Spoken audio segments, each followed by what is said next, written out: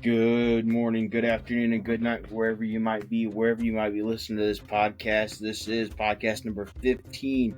I am Reid Jaco, and I'm Danny Jaco. Good evening, everyone.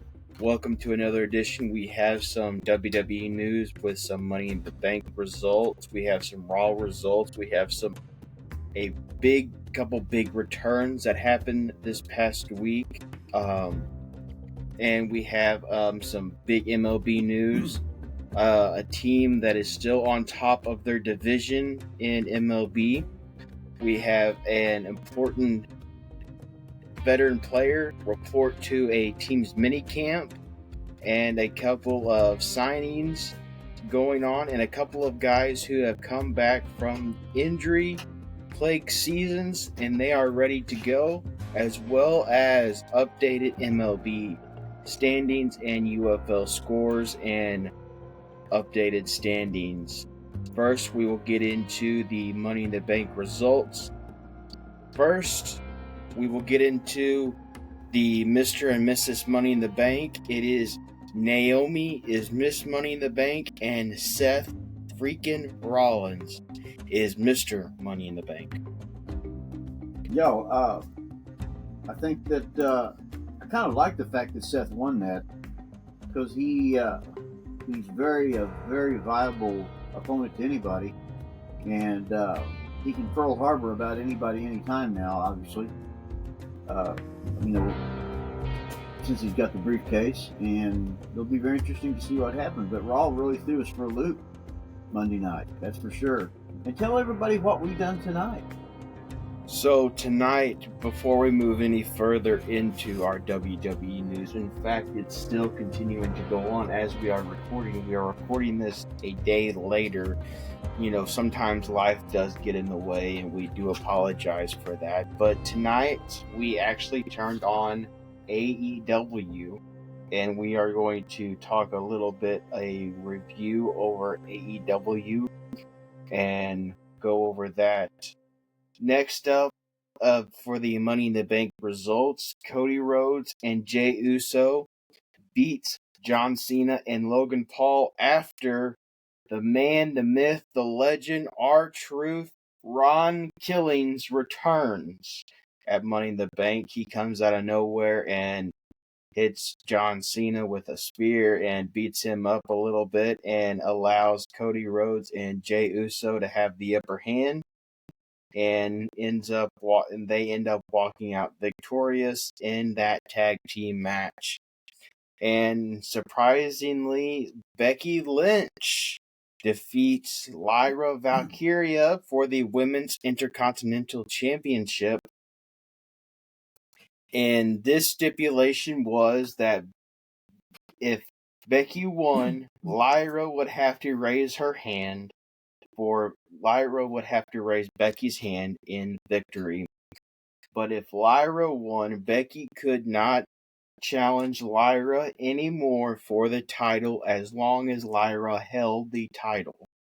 So at the end of the match, Lyra held Becky's hand up in victory.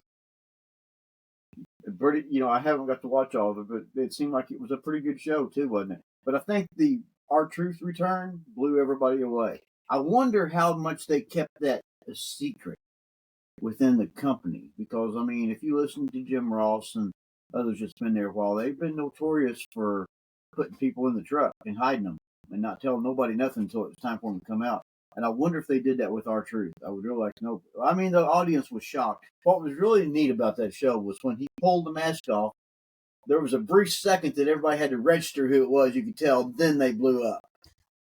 I thought it was Jimmy Uso. Did you first? Really? Yeah, I remember you saying that. Because, at first, that's kind of the way he carried himself, was kind of, that Jimmy Uso. And, I'm like, okay, maybe, Jimmy's coming out to help Jey. Right. And then he starts unmasking, and then it ends up you can see his calves of his legs. That was a black man. Right. But Jimmy Uso's pretty dark, too. Yes. But then when that mask came off, it was still so cool. If you go back and watch that, there was about he took it off, and there was about 1 second that nobody really said nothing. And then the top blew off the building because it registered with him. And then, that crowd That was one of the biggest eruptions I've heard in a long time. Absolutely. And he looks all business. For sure. Because R-Truth is always kind of funny and stuff, but he's out there, he's all business. Yes. But we'll get into it when we talk about Raw. He did kind of throw us a little bit for a loop, and it's going to kind of be interesting to see how this so-called final run for him goes. But we're going to get into the King and Queen of the Ring matches that happened on Raw. Roxanne Perez defeated Kairi Sane, Liv Morgan, and Rhea Ripley in the first round of the Queen of the Ring. And on the other side, Sami Zayn defeated Dominic Mysterio, Penta, and Braun Breaker for the King of the Ring first round. And Miss Bayley returns during the Becky Lynch promo. They were cutting a promo with Becky Lynch and Lyra Valkyria, and Bayley returns. We found out several weeks ago that Becky Lynch was the one who took Bayley out before the tag team match at WrestleMania. That was at WrestleMania, right? Yes. I don't want to get anything confused here, but yes, that was at WrestleMania. How do you feel about the return of Bayley? Well, does this lead to a good conflict through the summer? Yes. With Bayley and Becky? With the finale being probably SummerSlam. That's kind of what I was Not thinking. necessarily the finale, but that's when that's going to come to head. It could be something they can probably milk it through a couple pay-per-views. Really, I don't know the truth. Do you think they'll meet at the Saudi show? No, I don't think. I think it'll be SummerSlam. That's a big match. That's potentially a big match, and I think you got to let that one brew. I think there'll be some conflict at the Saudi show, probably with them. Something go on there. I just don't think they'll meet. I could see Bayley coming out and interrupting one of Becky's matches, or a match. If Becky has a match, I could see Bayley coming out there getting involved, helping, maybe getting her to lose the match or something like that, or vice versa, just to keep this, to make it go farther, send it farther. Right.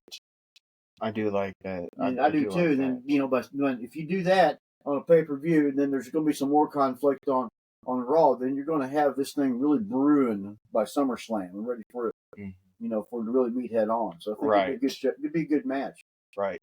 And I will go ahead and let you explain, and go ahead and let you say who decided to give themselves a haircut during Raw on Monday night. Well, I think R-Truth, who now he's going to go by his birth name, Ron Killing. But anyway, I think he made a statement by that. He stepped on top of the announcer desk with a pair of scissors and cut his hair. And I think he's just letting it be known that he is don't want to be the funny man no more. He wants to wrestle. He wants to be real. He wants to make a run at something. And shown that he's not just going to be R-Truth anymore. He's going to be his name, Ron Killing. So he cut his hair kind of, to me, like as a new start. Now, I've heard this on different shows, and if I knew who said this, and if I could remember who said this, I would give them credit. But do you see him being the last person to fill in for the King of the Ring tournament? Maybe. I could see that.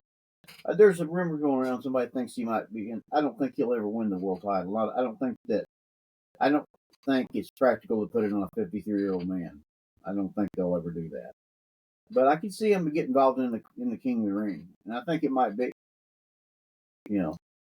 I mean, I'm for it. I mean, I don't think it's so good of an idea to give him a full-blown world title match. Goldberg was about that age when they put the Universal title on him, wasn't he? Was he that old? I thought he was still in his 40s. When did he come back? In 16? Yeah, he would have probably been right at 50. Right. So 53, I don't know. I don't see him putting it on a 53-year-old. I don't see him, unless they put it on him just for Seth Rollins to cash in, just so he does have a title. That's possible. Yeah, that's possible too. I mean, this is all just speculation, but I mean, just so they could A, please the fans, B, please him, and C, an easier way for them to have Seth have the title. That's true. Because a heel's not going to take it off a heel with Cena. What do you think about WWE? They've only did that once, having another one of those cinematic matches. Remember when they had that with Randy Orton? Well, they had one of those. Who was it, Randy Orton and who? Well, they had one with The Undertaker and AJ Styles in 2020. Then they had one with Randy Orton and oh my gosh, he's in AEW now. Moxley? No. Jericho? Oh, I can't think. I'm drawing a blank. It's late. I can't think of his name. You know him well. He too left. He didn't wrestle for many years because he was injured. He had a tag team partner, Chris. What's his name? Was his tag team partner in WWE? I don't know. He's in AEW now. They had one. I don't remember that one. Of course, I mean, with my wrestling watch history is all over the place. I mean, I would go through Spur to until last summer / last fall that I really got back into it and become a true fan of the sports entertainment industry. And then we had another interesting return on Monday Night Raw. As you're looking up that piece of information, Nikki Bella returns to cut a promo. What exactly was her promo to be about? Was she just kind of just promoting that that they were in her hometown of Phoenix? Yeah, I think so. I think that she must be going to come back and do something.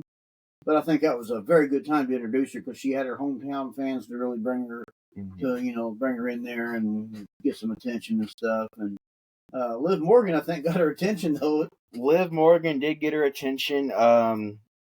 Basically, Liv comes out and says that she's not all what she says she is, and so I could see this being a feud to be brewed up over the next couple of weeks.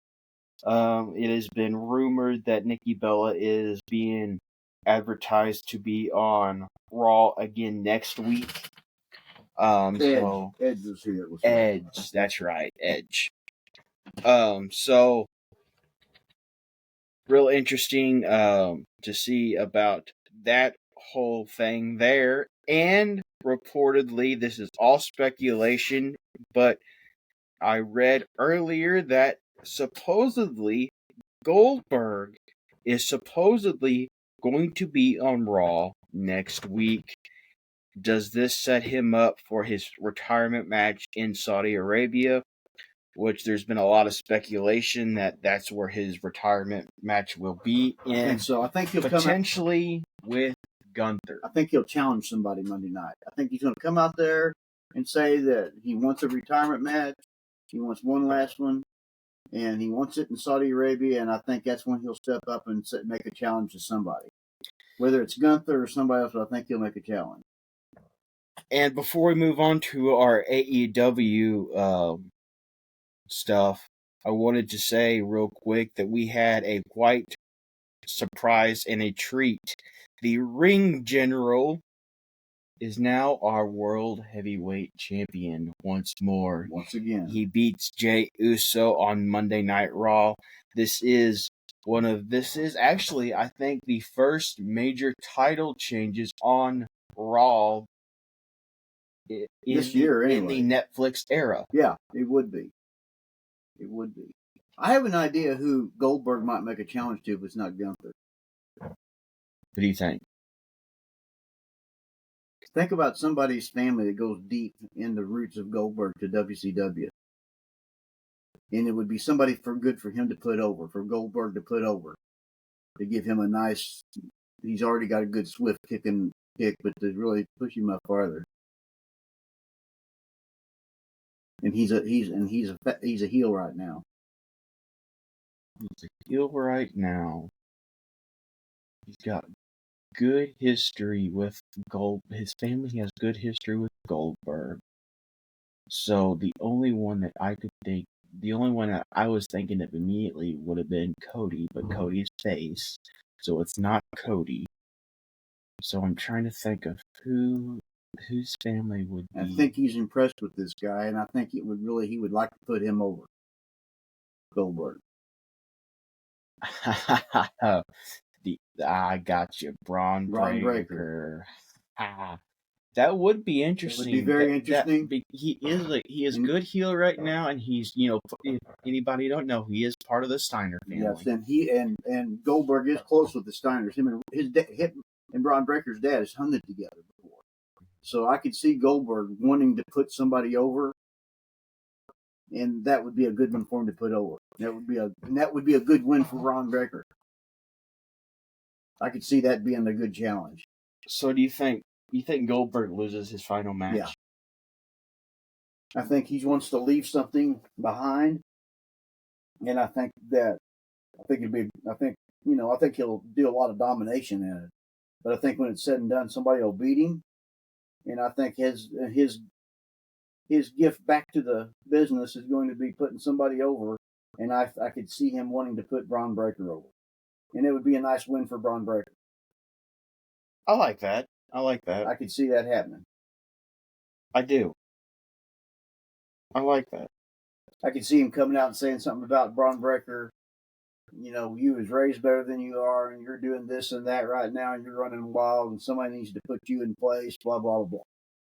I could see something like that happening. That's an interesting storyline. Let's go ahead and call Triple H right now and say, look, scrap whatever you've got planned. If you don't have this plan, we think we have the ultimate plan for Saudi Arabia. Right. I think it would be a kind of a neat thing. I mean, because I could see Goldberg come out there and say, I knew your daddy. I knew your uncle. And the way you're acting right now, your dad's probably ashamed of you. Blah blah blah. Mm-hmm. And I think it would be. I think it would be kind of a cool match. And then you have a good match, and of course let Goldberg do a lot of dominating, and let Goldberg beat him up pretty good. Enough. But then in the very end, it goes back and forth. In the very end, Braun Breaker gets the win. Do you have Seth come out there and interfere? No. You don't. Oh, that'd be a heel move, though. Well, that's true. Or Paul. Paul, if anybody, it would be Paul. I think have Seth distract. What was it? Goldberg calls Paul Heyman to Brock, your little fat. That would be interesting because he does have history with Paul Heyman. Oh yeah, dating back to Brock. To Brock Lesnar, yeah. Yes. Your little fat stooge. That's what he called. Little fat stooge, Paul Heyman. Little fat stooge. So I think that I've been thinking about it lately. I think that would be a really good story. When is Saudi Arabia? So let me look it up here.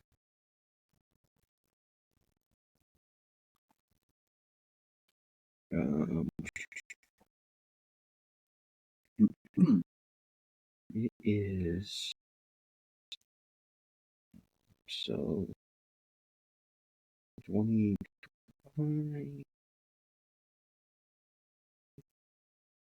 Night of Champions, June 28th. See, the only thing that if they were going to do that with Braun Breaker, what I would like to have saw happen was Braun Breaker come out and do something very chicken shit heel, very bad. And then the next week, Goldberg shows up and say, I was at home watching this. Right. I don't know. The only reason why I think it would be Gunther is because they kind of teased that back in the fall. They did, yeah. That's where I think was it Survivor Series that Gunther was that Goldberg was at, and him and Gunther kind of started yelling at each other. Yeah. And I kind of thought that might have been our Easter egg. It could, and it could still be. I think you could make a nice story out of the Braun Breaker. I think you could too. I mean, it's all it's really interesting. We'll definitely keep an eye on that. Really interesting to see. Well, next Monday night, we should see Goldberg. So, I mean, and truthfully, Braun Baker may do something stupid this week. He could. And then that's when Goldberg comes out and go, whoa. I was here gonna talk. Maybe I wasn't gonna have a last match. I was gonna come out here and blah. Now that this happened, or I wasn't even going to challenge you, right? But then you pull this stunt, right, or whatever, and you're next. Yeah. I think they could have a good match too. I think Braun Breaker is young enough. You think you can get him up in a jackhammer? Oh yeah. That's literally on my short list of favorite wrestling moves. He's not 300 pounds. He can get him. He can get him up in a jackhammer. Yeah. But anyway, we need to move on. We kind of late on this, but that's just a thought. All right. I'd like anybody. Right. All right. So real quick, what was your initial thoughts on the AEW show? We watched the AEW. What was it called? Summertime. It was Dynamite, but it was Dynamite, but it was some type of, I don't know, summertime. I can't remember what it was. Good. I was really, to be honest with you, I was really impressed with it. It was a good show. I really liked the Kenny Omega and Okada and Don Callis storyline. Very good, very graphic. It was good. That to me was good, and that's what you need. And they did it, and I think it was very good. So there's some other stuff in there. I still have problems with a lot of them not selling and stuff, but I thought that the little air at time, the portion of the show with the Don Callis, and Don Callis is slimy anyway, always has been, but that was well played out. Don Callis does a good job. I mean, he does, but he's still slimy.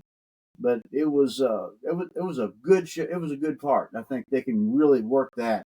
You can really that's worth more than one pay-per-view. Right. I did like one thing I will say, I don't like the idea of the unifying the championships, the mid-card championships. I don't like that idea. Was it a mid-card I thought it was the international. It was international and the continental. Really? So they're not going to have a mid-card? The mid-card is going to be the big one that they had out there. That's going to be the world title then. I don't think that's going to be the world title, though. That's not going to be the world title? I don't think so, because Jon Moxley's got the world title. And what's it going to be called? The AEW Unified Champion or something. I don't quite understand that. I still think that they should have kept those two. I would be all right with unifying the international title with the world title, making one. But I don't like taking away. You need a mid-card title. That's kind of a stepping stone. Like the Continental title or the U.S. title, you need that. Mm-hmm. I don't like getting away with that. Right. I don't know what the purpose would be for doing away with it either, really. I mean, basically, this new title is I guess they're putting both of those into one. Right. But I don't like that. I still think you need both of those. Mm-hmm. Or just maybe take one away. Yeah. I mean, I don't like the name of that. If they wanted to get rid of the international, I'd rather see them make unification with the world title and made that one. Right. But I don't see why you get rid of your mid-card title. I don't. Unless that's supposed to be the mid-card title, I don't know. But right. I don't know. It'll be interesting to see and find out. So I think the international title was something that them and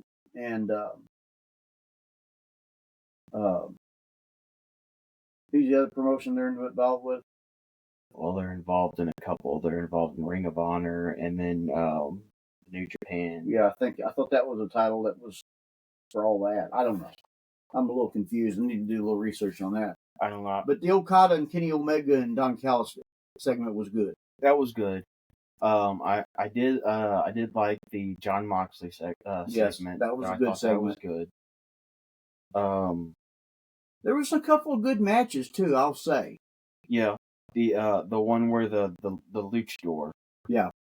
What was the guy that the one with Bobby Lashley? Yeah, that was a good one too. That was pretty good. The two masked guys was a good match. Mm-hmm. So yes, there was some good, and there was a couple good women's matches. And the Tony Storm storyline that seems to be going pretty well. Yeah. Well, and Mercedes Moné is she's eyeing another championship. And she had a heck of a meal too. Yeah. Steak. I mean, it was a heck of a meal that she had right there. No wonder Tony. She was actually eating it too. No wonder Tony Khan's not making any money. Yeah, I mean, she was actually eating it. I mean, I would too. Wouldn't you? Yeah.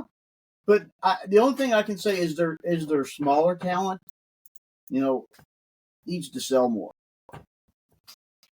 Yes, I think You see, Kenny Omega is a very talented. Been around. He's wrestled in Japan a lot. Did you see how good he was selling all that? Yes. It was selling good. That shows he's experienced. So there's a couple of them where I think it was the two masked guys, and forgive me, I don't remember their names. They threw each other off the second or top or middle rope, and then they both got right back up. Yeah.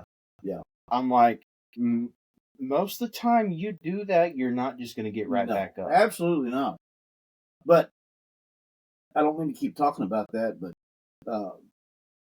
I was not expecting that Okada to do that. No, that really caught me off guard. It did me. That was that act of surprise that we needed. That was that holy crap, Right. So I guess that's going to end it for wrestling today, or this week. We're going to move on to some MLB news. We got a little bit of MLB news. Can I throw something out there? What you got?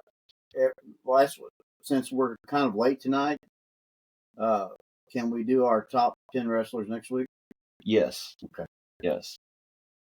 Okay. Probably because you didn't even finish your I didn't finish it. I thought about it a lot, but I didn't finish it. You didn't finish it. Oh, well, I didn't finish it either. So, a couple of interesting topics here and headlines. Pope Leo wears a White Sox hat at the Vatican. Back in 2005, he was spotted at the 2005 World Series rooting for the White Sox, and he ends up being a White Sox fan. I really do feel sorry for him. However, if he is a proud White Sox fan, so be it, and let him do that.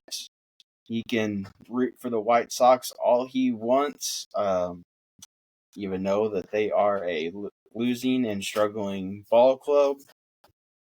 However, I do think it is cool that we are seeing a Pope that is American for the first time. I think for the first time ever, without getting real religious or real political, but this is mainly sports, to embrace the American lifestyle of like the American pastime of baseball.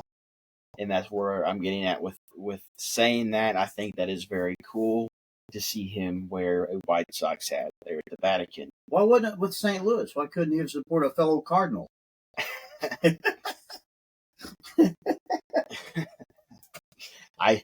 That's pretty good. Next up, some bad news for the Tigers. Tigers rookie Jackson Jobe will undergo Tommy John surgery. That is another pitcher who will undergo that surgery once more. Again, that seems to be a recurring thing in today's sport. Of course, we know that, that is the surgery that pitchers get where they have to fix the UCL ligament, the ulnar collateral ligament in their elbow, and he will undergo that surgery. Jed Hoyer and the Cubs are gathering information to eye rotational upgrades. This is one of my favorite times of the year, getting ready for the good old trade deadline. The trade deadline is coming up, coming quick. the trade deadline will be here July 31st. And the Chicago Cubs look to they are currently gathering information and looking to upgrade that rotation of theirs. They have a semi-strong rotation, but they need some upgrades with Justin Steele going on the IL earlier in the year with that Tommy John surgery. Andrew McCutchen passes Roberto Clemente in the Pirates' all-time home run list with the number 241. These two guys, Roberto Clemente and Andrew McCutchen, are probably the two most pivotal Pittsburgh Pirates of all time. And when you look at that organization, those two guys in 50 years will still have big numbers there and big statues out front. And now to the standings. Once we get to the standings, I will say this real quick. The Astros are labeled as still the team to beat in the AL West. They are now 6 games above 500, or maybe 7 games above 500 after tonight's ball game. And they are the only team in the American League West above 500, and they are still strong as ever. How many games are they in front in first place? I'll get that here just a second once I pull this up here. They're putting it together. They are finally putting. We're finally getting clarity in that West. They are 4 games above the Los Angeles Angels and Seattle Mariners for first place. So we will go ahead and start in the American League East. So at 41-25, in first place is the New York Yankees. In second place, the Toronto Blue Jays is 38-30, 4 games back. In third place is the Tampa Bay Rays at 36-32. The Boston Red Sox is 34-36, and a total collapse of the Baltimore Orioles. However, in their last 10 games, they have won 7. They are 27-39, but will that be enough for them to climb out of that hole that they dug themselves in? One of the best teams in baseball is in first place here in the American League Central in Detroit Tigers at 44-25. Behind them is the Minnesota Twins at 36-31. Cleveland Guardians at 35-32. The Kansas City Royals at 34-34. And the Chicago White Sox, Pope Leo's team, is at 23-45. I would not wear a White Sox hat at 23-45. Well, if it's your team, you would. The Houston Astros are 37-30 in first place of the American League West. The Los Angeles Angels are in second place at 33-34. The Seattle Mariners are 33-34 tied for second place. And in third place / fourth place, wherever you want to rank that, is the Texas Rangers at 32-36. And the Athletics are 26-44 in last place. Well, they've gotten a whole lot of it. Very much so. Moving on to the National League. In the National League East is the New York Mets at 44-24 in first place. Wow. So in second place is the Philadelphia Phillies at 39-29. We've got a good record. The Washington Nationals at 30-37. The Atlanta Braves at 29-38. Miami Marlins at 25-41.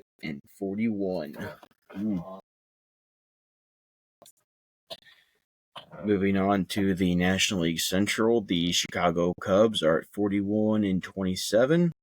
The St. Louis Cardinals are 36-32. The Milwaukee Brewers are 36-33. The Cincinnati Reds are 35 and 34.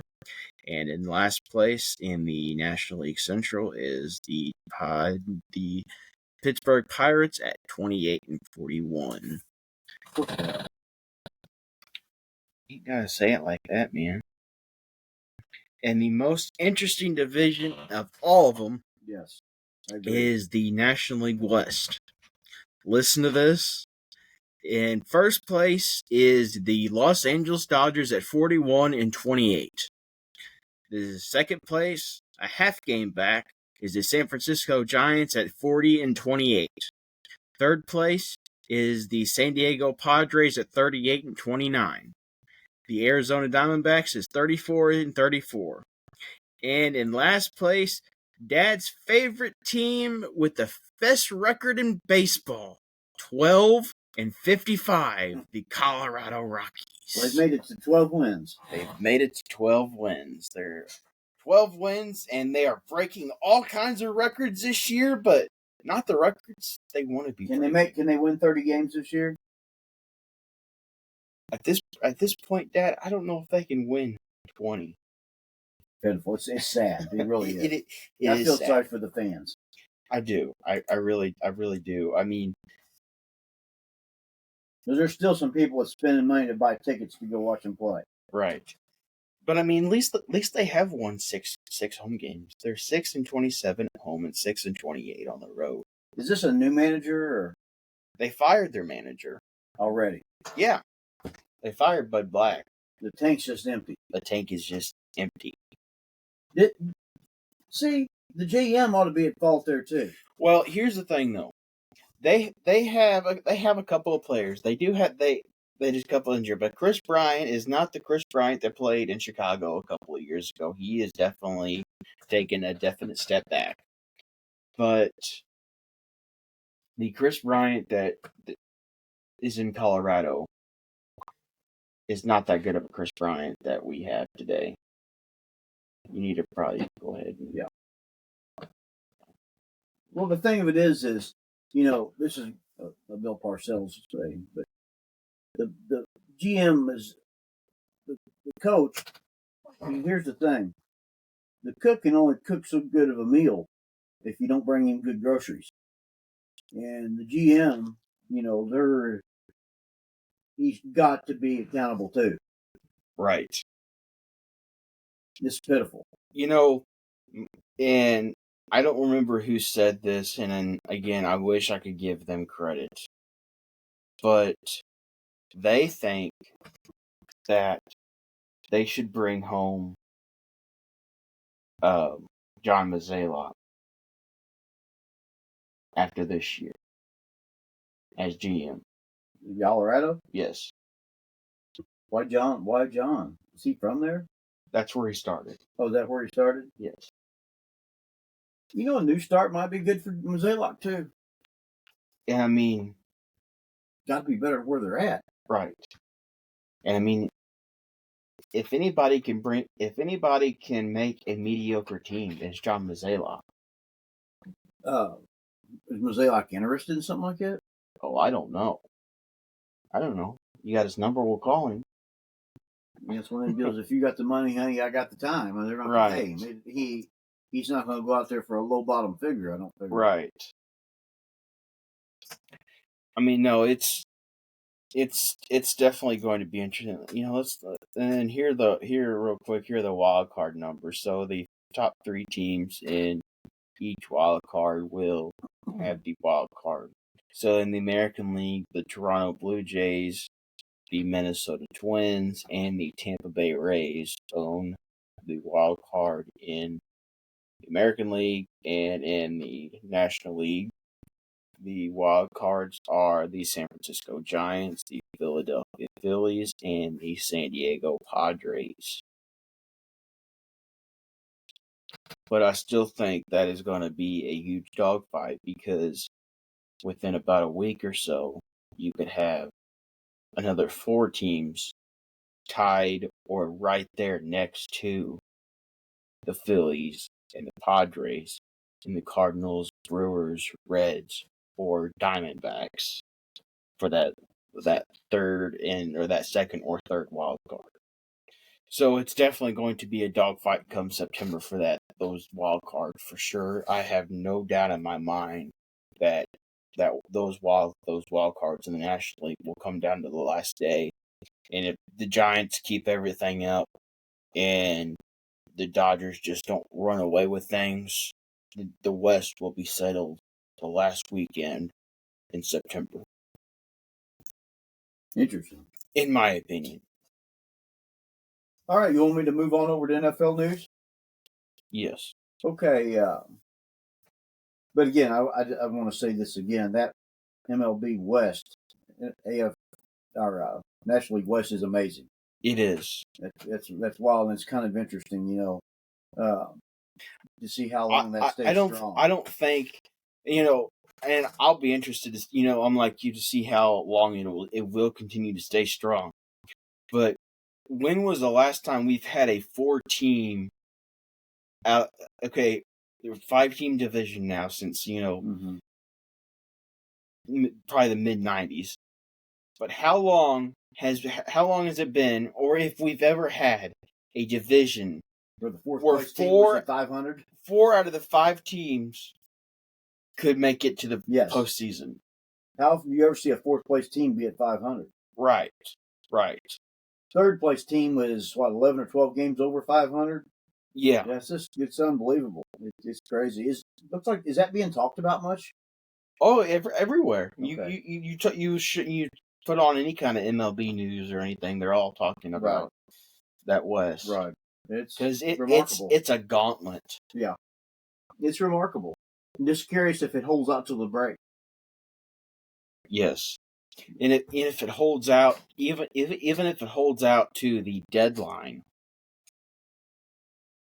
when the deadline hits, that's the end of August, isn't it?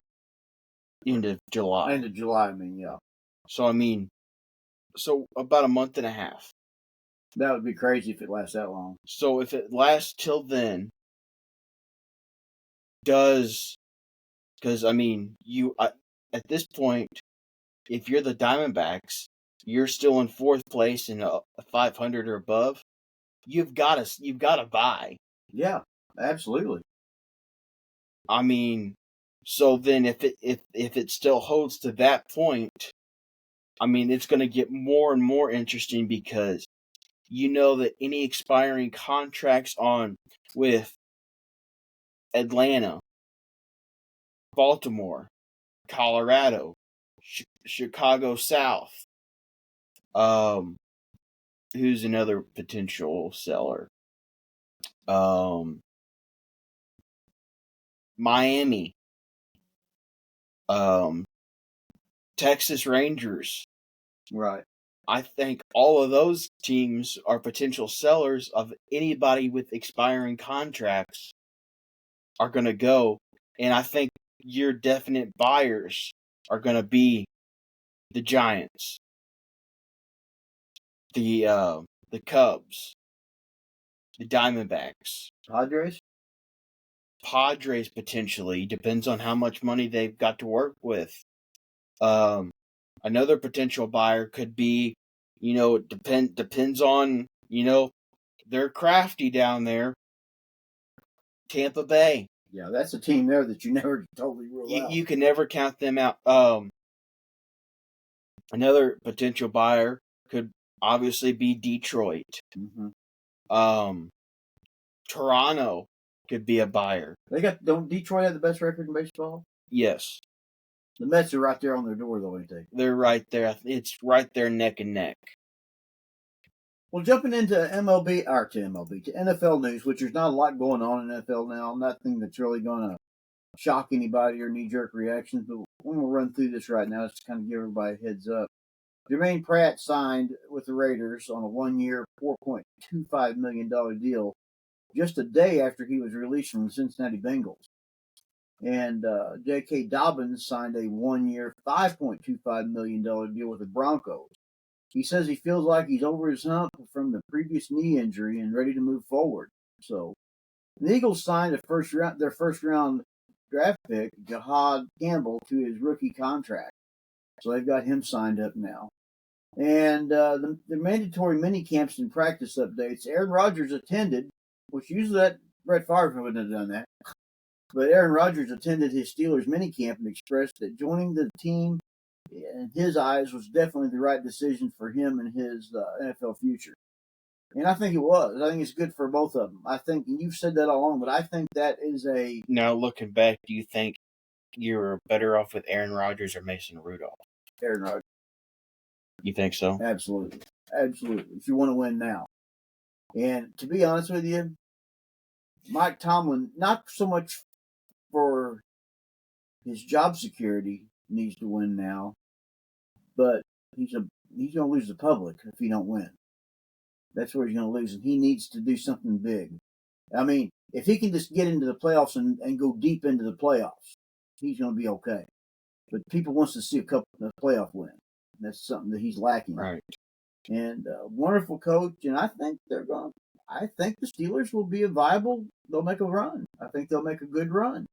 I think this is going to get the rest of the team pumped up, and I think, my opinion is you better look out for the Steelers this year. They're going to be a team to deal with. They're going to be a 10-7 team. No, I think they'll do better than that. I think they'll win 12 games. No. I think they'll win 12 games. You watch. Anyway, Aaron Rodgers just seems to be happy with that move, and that obviously would be his, wrap his career up there. I mean, it'll be his last team, I'm sure. I'm not saying this is his last season, but it'll be his last team, I'm sure. Jaguars wide receiver Brian Thomas Jr. is fine after leaving practice early with an injury scare. They didn't really say what the injury was, but that's never good. Before you even get to training camp, before you actually get to real training camp, to get hurt in minicamp. That's never good. Drake May is finding his stride in the Patriots' new offense. So that's good for the Pats. I mean, I think he is their future. But we also thought that what's his name? Mac was it. Oh, Mac Jones. I thought Mac Jones was too, but Christian McCaffrey feels great at 49ers minicamp after an injury-plagued 2024 season. I don't know. Did he ever play more than 2 games in a row? I don't know. He had a tough season. He did. He was not a good season for him. It was rough. Very rough. And I hope this year, I like Christian McCaffrey and hope it comes out better. And here's one that's a concern for the team. Chargers head coach Jim Harbaugh successfully underwent heart surgery and a hip replacement surgery this offseason. So I didn't realize that Jim was having some health issues, but our thoughts and prayers are with him. Yeah, absolutely. Everybody needs to leave in their thoughts and prayers. He's a wonderful coach and a wonderful guy. So no, we wish him the best, and he's already turning that franchise around. Absolutely. Already. Nick Chubb says his previous injuries are all behind him now. I don't know what his previous injuries was. I thought, wasn't it back? I think so. Noah Brown was carted off the field at a Commanders practice. That is never good. No. And Joe Burrow confirms Trey Hendrickson's holdout is a distraction. I don't know much about that, but I don't know either. But that's kind of interesting. Yeah. I don't like the whole holdout things. They do all that junk in the NBA, and they started that junk in. I don't see how that's good for your MLB. That's good for your team. NFL a little bit. I don't really agree with why you would do that to your team. To me, that's I don't agree with that. I don't like that either. So hey, maybe Joe Burrow he's correct. Right. So, yeah. Anyway, that's pretty well. Like I said, I know it's kind of boring right now, but that's really we want to catch everybody up to date a little bit on what's going on in the NFL. Nick Chubb, he's going to win a Super Bowl this year. I hope his back stays okay. You don't even know what team he plays for. I don't? No. Who does he play for then? He's going to be playing for my team this year. We just signed him. Is that where he's at now? Yep, I was waiting for you to say something. The Houston Texans just signed backup running back Nick Chubb to a 1-year contract. Okay, his injury, didn't he have a back injury or something? I believe so. but he struggled. I think wasn't he in Cleveland? Come from Cleveland. I knew that. Yes. He was kind of struggling with injuries and stuff, I but think he was just released from Cleveland too. Wasn't he? I don't think he was. right.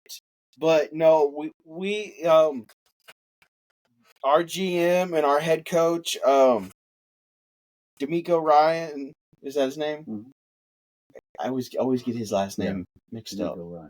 I thought Chubb was saying that because he had been released from Cleveland and was trying to get somebody to sign him. I didn't realize he'd been signed. No, no, they signed him, and he reported to Houston, I think, this week. And he is ready to go, and it looks like he's going to split time with Joe Mixon. Well, that helps keep him off the field a little bit, Right. Gives him a chance. So that's a good. But it's curious. The last thing I'll say about the NFL, and I'll let it go. It's curious on the Joe Burrows thing. It sounds like Joe Burrows is getting a little aggravated there. A little frustration going on there. But like I said, there's not a whole lot going on in the NFL now, but I wanted to bring everybody up to date on that. So if you're going to talk a little bit about with some UFL stuff here before we get out of here. Sure.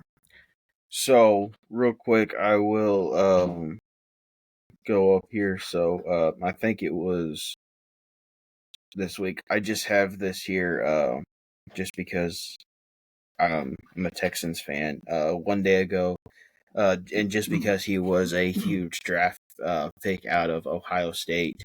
In the first time out, C.J. Stroud went 7 for 7 to Cade Stover in his right for 25 yards. Stover took it for the final 15 yards for 6.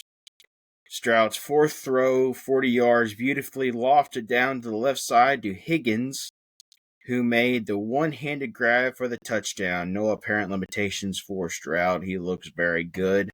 Nick Chubb was in practice this week, and he looked to run the ball looking really good. We talked a little bit about him. And now moving over to the UFL. The UFL is slowly coming to a close. We have the UFL Championship coming up on the 14th.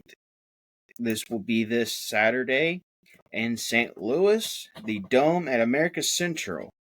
It will be the DC Defenders, and it'll be at the Michigan Panthers. The Michigan Panthers will be the home team. The previous week of the schedule, in the conference finals, DC Defenders beat the Battlehawks 36-18, and the Michigan Panthers beat the Birmingham Stallions 44-29. And then, like I said, we will have the UFL Championship come Saturday at the Dome at America Center in St. Louis. That's good. Sounds pretty good to me.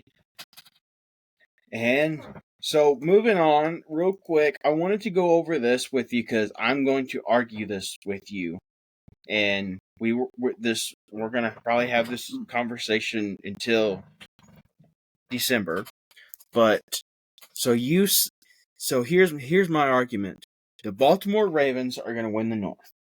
That's a given. They're excellent. Okay, this is just the AFC North because I wanted to remember exactly who was in there. Cincinnati's not going away.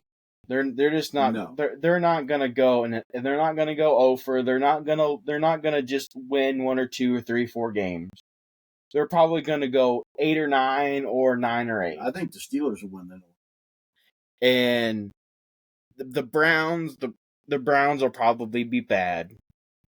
But the Steelers will be another mediocre team. They'll probably go 9 or 8 or 10 or 7. Steelers will win 12 football games. And I think they'll win their division. No, I think Baltimore is going to win that division. I think it'll be a tight run, but I think Baltimore will drop down a little bit, and I think you'll see the Steelers win their division. Baltimore will win that division at 12-5 with winning all of their divisional games except for Cincinnati, but Cincinnati will go 9-8, and Pittsburgh will go 10-7.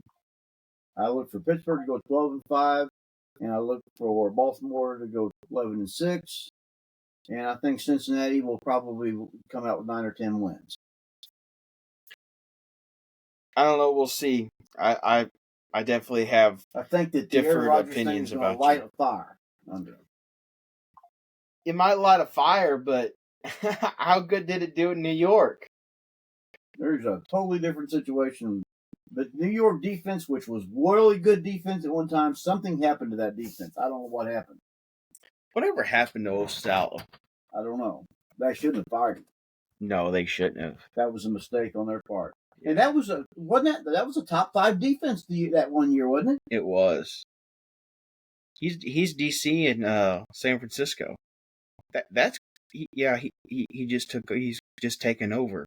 That's going to be a pretty good defense this year. San Francisco? Yeah, he was there from 2017 to 2020 as the defensive coordinator. I think he would have been there when they lost to Kansas City the first time. Well, I think, and I still don't understand what happened. But with their defense, the one year when you don't have an offense, sometimes the defense really struggles. Right. But I don't know what happened. They're still as far as on the roster, that's a good defense if you just look at it. But they're not playing like a good defense like they did. But I think the Steelers will have a good season. I think they'll win at least 12 games. No, this will be for a future podcast, so we'll go over and we'll talk about each division and who we think will win it and whatnot. What do you think about Pete Carroll's Vegas Raiders? I think they'll win some games. I don't think they're playoff ready yet. I think they'll win 7 or 8 games. Yeah. And I think that will be deemed as a success. Excuse me. I think that'll be deemed as a success his first year if they can win 7-8 games. I can agree with that. 9 games would be looked at as big. Right. And here's the thing. They're going to get better under Pete Carroll. But truthfully, of course, what did they win last year? 4 or 5 games? Yeah. But truthfully, that's gonna be a gauntlet division. Yeah. That's true. If you think about it. Because Kansas City's, as much as I don't like them, they're gonna be good. Right. And then San Francisco, I don't think San Francisco is just gonna totally fall apart for another year in a row. No. Especially if you got a healthy McCaffrey. Right. And then these guys, the Vegas Raiders, they're going to win some games. And the only team that I see going really bad again, I think, is probably Arizona. Right. Well, I think that, I think it's obvious they're going to get better under Pete. Right. I don't think they're going to get the playoffs, but they're going to get better. Mm-hmm. So, but anyway, that's about all I have. That's all I have too. And we kind of got a late start this week, as you said, life got in the way. Mm-hmm. But there's some other things we'd like to bring up next week, just to kind of add to it. That we were going to do this week, and we'll definitely try to do so next week. Yep. But anyway, I'm going to say good night and God bless everybody. Good night.